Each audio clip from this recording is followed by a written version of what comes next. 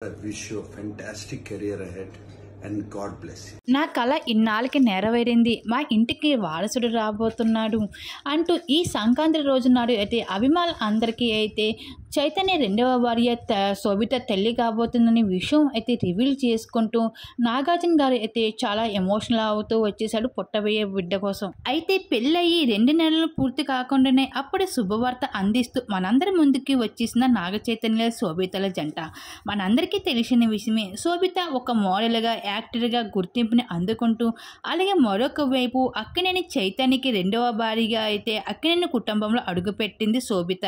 తను ఎన్నో కాంట్రవర్సీలో పెళ్లిపెట్టెలు ఎక్కి పెళ్లి ఆడినప్పటికీ కూడా శోభిత లైఫ్ స్టైల్ కోసం తెలుసుకున్నందుకు అభిమానులు ఎంతగానో ఎగ్జైట్గా ఫీల్ అవుతూ ఉంటారు.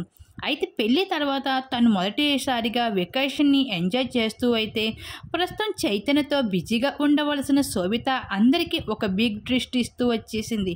పెళ్ళైన తర్వాత అక్కినేని కుటుంబంతో కలిసి ఉంటుంది అనుకున్న శోభిత ఆఖరికి నాగ చైతన్య మొదటి భార్య అయిన సమంతతో కలిసి ఉన్న ఆ ఇంటిలోని వేరే కాపురం పెడుతూ అందరికీ షాక్ ఇస్తూ వచ్చేశారు.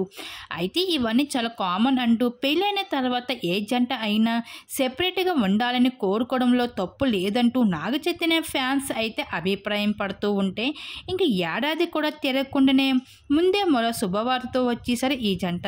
ఇకపోతే శోభిత ఎప్పటి నుండో కోరుకుంటున్న బాలీవుడ్లో బిగ్ ఆఫర్ తన చేత పట్టేసింది. కానీ శోభిత ఏ మాత్రం కూడా ఆలోచించకుండా ఆ సినిమాకి అయితే రిజెక్ట్ చేస్తూ వచ్చేసింది.